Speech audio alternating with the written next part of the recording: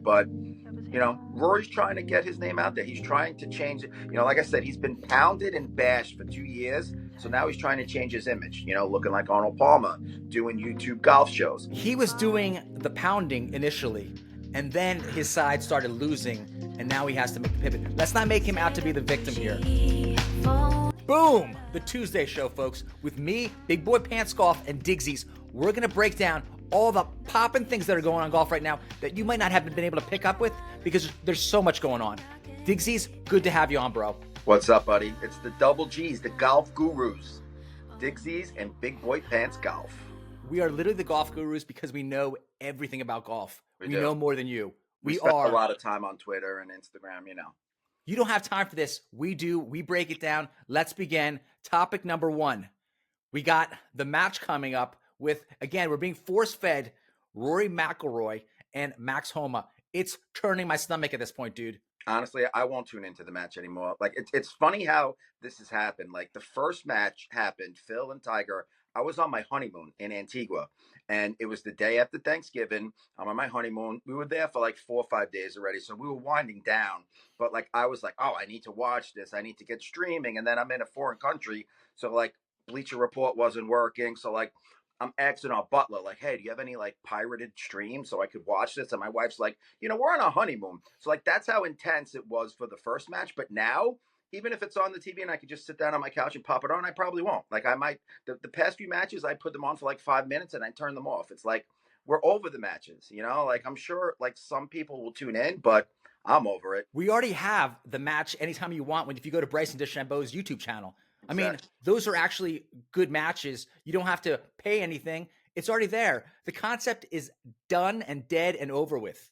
Especially now with the streaming. Like, there's so much golf content on YouTube between, Foreplay, Good, Bob Does Sports, like, even Pink Whitney and the Spittin' Chicklets guys. Like, you could watch a match between hackers, which is more fun than I enjoy watching,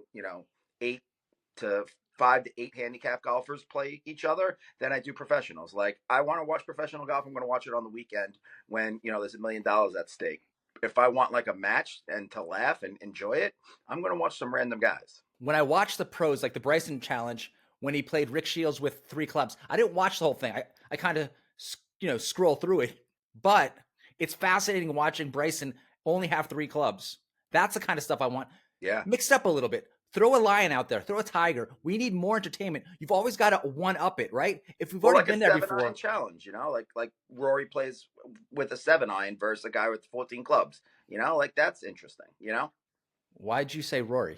Because he's my favorite golfer. I know. This is why this show is going to be so good, because every single Tuesday we're going to be bantering back and forth, because you hate Rory and I love Rory. Even though I'm such a big LIV golf fan, I just can't get over the fact that Rory's my favorite, man. So it's good for you that the Golf Digest cover, oh, beautiful, just did this crazy, basically blasphemy. It has Arnold Palmer looking suave as hell, and then it kind of transitions into Rory in the same outfit. What is going on here? Honestly, I will say this, even though I love Rory very much, he wasn't able to pull that look off like Arnie did. Like Arnie, 60s fashion, he's got the biceps bulging, like he looks like a man's man. Rory, he didn't look as good as Arnold trying to recreate that. But, they're trying to push. Tiger's done. He's on one leg. Phil's over at LIV. So who does the PGA Tour and the golf world have to push as their stars? Rory. That's why he was the mouthpiece all last year. It's nice that they don't have their hooks in him anymore, and he's able to speak his truth. He's talking about LIV being good. He's talking about he still wants Rahm on the Ryder Cup. I'm sure he'll still want Hatton on the Ryder Cup, even though Hatton went to LIV. It's good that he's able to speak his truth now. But, he's the poster boy for golf right now. Digsies, you know how ridiculously that sounds? That now Rory, after 2 years of all the headlines and all these people pointing out, hey, Rory, this is ridiculous. Now, finally, the light bulb can go off. So is he a slow learner? Because this is a ridiculously weak argument to say, well, he was being misled. Does he have handlers? Does he have access to like the internet? How does he not figure this out before 2 years? Literally, I'm not done yet. This is low IQ. Continue. It's a huge contradiction. I don't agree with you. Like, he's completely did a 180, and he's saying exactly the opposite of what he said for years. But he was on the player advisory council or committee, whatever they call it. He was the number one guy. Monahan gave him talking points. He went out there, said the points. Now he took a step back. He's not on that committee. Now he's able to speak his mind. And honestly, he's not a stupid guy. You say he's low IQ. I think it's the complete opposite. It's high IQ, because now he sees everything that's going on with LIV, and he's like, oh shit, I need to get on the ship before it leaves the station. Well, here's why it's low IQ. The ship is sailing. It sailed off, and then at some point, Rory got on a little lifeboat and started paddling over to it. Yeah, that's low IQ.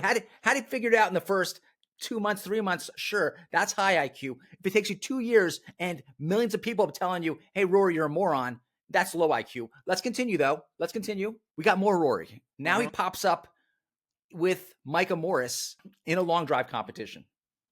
I checked that out. That did about 750,000 views. You were talking about the Bryson shows. It did more than the Bryson Page shows. So it got some views, but I watched part of it. Honestly, it was, Micah's pretty jacked, though. That's what I took out of it. But let's also continue with the fact that Micah did beat Rory, which is amazing. Micah Morris, to me, has the best golf swing of any of the good guys. The dude is like 5'7" or 5'8" or whatever. And you can see when they have a photo of him next to Rory, same height. Yeah. Rory's a midget. Rory is like a midget. Yeah, he's small. And he's not jacked. Like, Rory was, there was a minute, like in 2015, 2016, Rory came out jacked. Like Rory was putting on muscle. Now, he let that go. He's more flexible. But like we've seen, like, if you try to get too muscular with the golf swing, it doesn't really work. You want to be fluid. You saw what happened to Bryson, He put on the muscle, now he lost it. Yeah, but he did win the U.S. Open. Let's continue, though. Let's continue. The other guy who obviously is getting pushed via the match is Max Homa. To me, the takeaway is, if you want the PGA Tour to push you, build up a big social media presence, because that's what this guy's known for initially. Yep. They want that pit money, baby. And it's translating into all these other starts. Like, if you can get, I think this other guy, Michael S. Kim, he's this Korean dude on the PGA Tour. He's working on his Twitter game, because I think he's figured out, hey, if people want to see my tweets, they're going to also want to see me in person. Exactly. Just like your boy Byung-Young An did. We're talking about the chicken, right? I did have a good back and forth with Byung-Young An about chicken. He was questioning the fact that would chicken still be good if it came out 45 seconds after you order it? And then that server, literally the table behind you, the dude took 2 bites, was like, I don't like this chicken teriyaki, and then it gets served to you, dude. So I was like to Byung-Young An, hey, dude, go ask the dude behind you why he didn't like it, because that's where it came from. You need to be a little safe with those servers. But back to Homa, I know we're talking about the whole thing about being mic'd up, walking down the fairway. Like, people are thinking, like, is it a good thing? Is it a bad thing? I kind of like it. You just need to have the right guy. Like, some guys, like, if you try to do that to Tiger back in the early 2000s, he's going to give you one-word answers. You need somebody that is personable, has a good personality, that they can give you some, good answers, make you laugh, what have you. But I don't know. Homer said it was good for the game, right? He liked it. I don't want to see them walking down 18 at Augusta on Sunday with the mic on their shirt. But, when you're playing the Farmers, the American Express, these like lower level tournaments, I don't mind it. Max Homa should have the shirt on his shirt. It should just say company man. He'll say PGA Tour company man. He'll say whatever he's told to say. Yep. Get his starts. Interestingly, PGA Tour shill. There you go. You know who I want to see mic'd up? I want to see Billy Horschel mic'd up. Okay. Yeah, he speaks his mind. He tells it how it is. I'd like to see that. More so for the fact that, like, there probably have to be some kind of, like, subtitles to figure out what this guy's saying. You know who I want to see mic'd up? I want to see mic'd up that college kid that Kisner tried to hit a flop shot over his head. I want to hear what he had to say. Well, what's insane about that college kid is look at Kevin Kisner's stats on any level. Where is it? Oh, here you go. Oh, you hit it! You hit it! I wouldn't I? I got my name on my Where did it hit? The guy can barely play anymore, and you're going to let him hit a shot into the back of your skull? You're not allowed to punch a person there, dude. That's CTE. If it was a putting contest, I'd take him, maybe. But honestly, it's gotten to the point where I feel like Kisner belongs in the booth. He did a great job at the Century. You got to admit that. He did good on the mic. Wouldn't know, didn't watch it. Watch him on the foreplay pod. The dude has a major dip problem. Oh, yeah. Spitting the whole time. And you're like, I don't know how this is going to. Also, even if he does get an announcer job, those teeth will be brown within 3 years. You're right. Since we're speaking about putting, let's go right to Finau, man. Like, honestly, break it down. 12.5% from 4 to 8 feet this week. That's pretty bad. I could do that, and I'm a 12 handicap. No, I mean, that's the thing is, what handicap actually makes 12.5% of their putts from 4 to 8 feet? Maybe 15, maybe 17. We should get a 17 handicap out there, and I'm betting you that dude can make more than 12.5%. At least 1 out of 4, Like, you're going to do it. You're going to make 1 out of 4. Even 1 out of 5 is 20%. Like, 12.5%, that's bad, man. I can't even do the math that thoroughly, but I say 1 out of 6 still beats 12.5%. It does, yeah. 12.5% will be what? 12 every 100? So, like, so that breaks down like what? 1.2 per every 10? Again, let's not do the math here, but it's definitely You're Asian. You're good with math. That's offensive. 17. There's going to be at least a 17 handicap would make 1 out of 6 from 4 to 8 feet. Probably, yeah. I mean, and that's unacceptable. Why he doesn't win? He wonders why he doesn't win. You drive for show. You putt for dough. His hands are too low. He does a lot of weird, quirky things. He's a natural athlete. Why is this dude who's 6'4" playing golf like he's 5'7"? I don't know. I saw this and I love this, Digsies. Ian Poulter has thrown a Titleist 906 F2, and the Titleist numbering is from the year. So obviously 906 is from 2006. Crazy. He's thrown this 5-wood into his bag. He's not going to get distance with it. Obviously, the distance from 2006 to 2024, has probably went up tenfold. But woods, like, it's all about accuracy and how it feels. Like, remember Henrik Stenson? He had that 3-wood or the 4-wood, whatever it was. He was an assassin with that thing. He found every single fairway. He didn't really care about distance. So honestly, Polter, he wasn't playing great last year. Like the whole Majestics team on LIV was just, kind of a joke, and they didn't add anybody. So you know what? Maybe Poulter wants to get a little bit better and hit some more fairways. Stenson was hitting a 13-degree Callaway Diablo Octane with the blue shaft, with the blue Grafaloy shaft. It was legendary. If you wanted to get it on eBay, it was going for like $1,000 just because of him. The guy was an assassin. He was killing it. Well, he's hitting this 13-degree 3-wood 290, so he didn't even need the driver. I'm a big fan of going back to older woods, and yesterday I purchased a G400 driver, a G400 3-wood, and a G25 7-wood for a total of $310. And the dude, he threw in some Chotskys. So, nice. I mean, it's so basically I paid. You like the Peng. You like the Peng clubs. I've amazingly, out of nowhere, because I was bagging on Peng 2 years ago, because my buddy had like the G425s or something like that. And I was a big Strixon guy. Started following Hovland a little bit.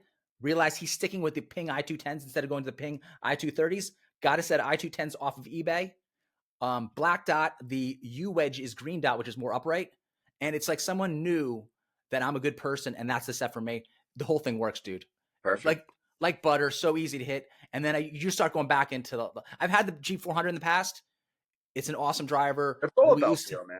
Yeah, Louis Oosthuizen, Tony Finau had in the bag. All these guys had in the bag. It's still a classic. Folks, don't believe the hype. The old stuff could be better than the new stuff. Yeah, I had a Callaway XR16 3-wood in the bag forever. I just put it out last year, and I got the new, the latest line of Cobra fairway woods. I tried them out, and I was hitting them like crazy. It's all about feel, man. Whatever. If you feel confident stepping up to a shot, it really doesn't matter what you have in your bag, Folks, that's just us bringing you the honest truth. We're not paid by usedgolfclubs.com. No, we're not. The word on the street was that AK was coming back. And now it seems like maybe he isn't. There's supposed to be 2 slots. There's going to be 2 random dudes playing in LIV events, apparently. AK would have been, one of the guys. We don't know what's going on right now because I'm not even sure LIV Golf knows what's going on. No, they don't. They haven't. I think right now, as we record this, they're announcing it. They have some media slots today, and tomorrow they're finally announcing Rahm's team, even though we know what Rahm's team's going to be. But, yeah, the 2 individual spots, I like it because, with the 13 teams, 4 guys a team, that's 52. They want to get to an even number. 54 golfers will be 3 golfers on each hole. 18 holes equal 54. Some easy math right there. So 2 individual guys. And honestly, that could be fluid throughout the season. Let people be able to play on to that, which in turn will help them out with the official work-off rankings. Because the official work-off rankings was like, it's a closed circuit with LIV. The same guys play every week, so no one has the chance to play on. Now with these 2 slots, they have the chance to play on. So Anthony Kim, if he wants to, just go out and try it out, He can. But the whole thing with him is that insurance policy. He got that, I think it was, I forget how much millions of dollars, Lloyd's of London insurance policy. If he goes back out on tour and he hits one golf shot, he loses that insurance policy. So it's like, does he have confidence in himself that he could make that amount of money per year that the insurance isn't giving him? And honestly, he's 40 years old now. He's been collecting this insurance for 10 years. If you're smart with the money invested at, 7, 8, 10%, you got a nice little nest egg, like come out there, show us what you got, man. He moves the needle. Anthony Kim is someone that moves the needle. And I'd love to see him on LIV. Even if he played on the PGA Tour, that would get me to tune in. If I'm the PGA Tour, man, I'm trying to slip him something under the table. Anthony Kim is 38 years old, hasn't played in 12 years or so. Yeah. I think he stopped playing when he was 26. He had some kind of thumb injury. His left thumb was going out. He hurt himself when he was running up hills at some point. I followed the story closely. So you got the superstar. He takes the money. He has like the J-Lo insurance on her butt deal. You can insure J-Lo insured her butt. Yep. I don't know if you know a lot of NFL players do that, insure their arms. Like college kids do that in case they get hurt. Like if they're like a junior in college and they could be like the number one pick, but they're like, let me stay in college 1 year. They'll take out an insurance policy. So if they blow out their knee, you know what? They'll still get that money. So my question to you is, how can AK go to the PGA Tour? Because it's 12 years. Now, do you get some past champions wins? Because he's only won a few tournaments. He hasn't won that many. You get some sponsors exemptions. Is that going to – yeah. I don't know. Because it seems to me it's an obvious solution. You're going to go to LIV. You're going to get your starts. The worst you can do is Siwon Kim it for a year. Exactly. And you'll still make like, $500,000, maybe even more, and don't give him a signing bonus. Like honestly, if I'm AK, I'm going to LIV and I'm saying, listen, insurance is paying me X amount per year, guarantee that low side. And then if I make more, I make more. Dude, you know what? Your math is bad on the last one. It's going to be 120 grand last place per event, 14 events or so. So he's going to clear 1.5 million. He's going to clear a good chunk of change. He can probably still beat 10, 12 of the dudes. He can't be as bad as Siwon Kim. You can never go that low. I'm surprised that LIV doesn't have a Siwon Kim rule this year. Like, hey, dudes, 3 DFLs and you're out. I mean, that was the slowest burning nuclear train since Ohio, dude. So bad, man. It was the joke every week, every single week. It was, can Siwon Kim beat anybody? And he can't. We got the PGA show. Yeah. I saw Mr. Short Game Guy holding up something called a Zoom broom for $179, where imagine some dude in your foursome comes out. It's fall in the Northeast, and he pulls out a little Zoom broom where he blows the leaves out of his way. What do you do to this guy, and how soon before you replace him? I'm replacing him right away because that's going to take up time. And honestly, like you can't bend over and pick up a couple leaves, like it's not like. And most of the greens in the Northeast, the leaves are on that perimeter, the outside, because unless you're the first guy out, like they blow them in the morning, the course superintendent does. And honestly, like people are moving them throughout the day. So like if you're getting within 20 feet of the hole, there's not too many leaves. So I saw it $179. Honestly, if you want something like that, just go to freaking Home Depot and buy like a $70 Ryobi, blower and put that in the cart. $179, man. That's shot. No one's buying that. I'm sure you could like rent a person for cheaper to do that. Yeah, exactly. Just kind of scrape it out of the way, dude. Like, hey, bud, I'll pay $50 for you to play with me. I'll pay for your round. Just bring a brush and wash out my friggin' leaves before I putt. It was insane to see that some dude came up with this idea. But on the topic of insanity, let's get into Ashley Perez. Ooh. She is flaunting it on Instagram, man. She's looking good. She's looking good. I saw some Instagram posts saying that Pat Perez was a narcissist, this, that, and the other. So honestly, it just goes to show you that as much as you look at social media and you see two people together, they look so happy, lovey-dovey, it's not always true because it was a facade, because obviously shit's been going on for a while. Ashley Perez is calling him a narcissist. Every time they posted videos, oh, thank you, hubby, for this brand new car, blacked out rims, and I love you, kissing this, that, and the other. It wasn't true. They're getting divorced, and she's talking a lot of smack. My thing is, if I see someone on any social media site where there's some kind of hand up, like in a heart symbol, and there's the image of them on the inside, 4 months to divorce. I know. Honestly, my personal me and my wife, we never post each other, but we're happy. Like I feel like the people that aren't happy need to, portray that happiness. You know what I mean? Well, I think with your wife, she just posts photos of herself with her boyfriend. Yeah, exactly. I'm not good looking enough, right? I don't know why anyone is addressing this creepy, weird, cringe elephant in the room, but what is the deal with this Nate Edwardson's guy? Good fixation. It's always some kind of like cryptic, what will Micah Morris's hair do next? I didn't really know much about Nate Edwardson, and I came across a Reddit thread, and honestly, everyone's just talking shit about that. They pretty much said that his job is what he's trying to do. He's trying to break up good, and he's trying to weasel his way in. Well, I mean, it's just hard because the dude literally, he sounds like he's got one of those things in your mouth when you go to the dentist that's supposed to suck the saliva out. And he's talking like he's got saliva in his mouth the whole freaking time, dude. And I can't even. So you also know it's like you watch like 3 or 4 of them. It's always going to be something like he's going to ramble about something. There's like a quick 2-second thing about some good happening, like Micah Morris likes this piece of sushi, and then that's the whole 8-10 minutes. He's obsessed. They need to put a restraining order on him. How soon before the good guys actually do that and say, hey, listen, you can't come up. We don't want you within 200 yards of us. Yeah, I think so. Because honestly, from that thread I read, like he's getting obsessive with these guys. Now that the PGA Tour fields are so diluted, we had the first Frenchman win, dude. Mathieu, what, how do you pronounce that name? Mathieu Pavon? Yeah, Pavon, whatever his name is. Okay, so there's some little controversy because, he has this wedge shot on the last hole. It looks like he steps behind the ball. You don't know what happened, but his ball was in some serious cabbage, and he still hits a good shot with like spin on it. Yeah. Honestly, maybe he pulled a little Patrick Reed and put a little footprint behind it, But before he hit that shot, let me tell you, I already didn't like the guy. The tattoo?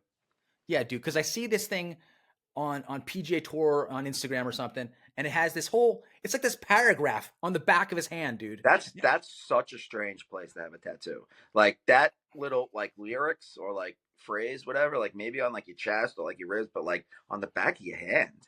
That is very odd. Dude, just keep it and on your iPhone. About saliva and tears of joy.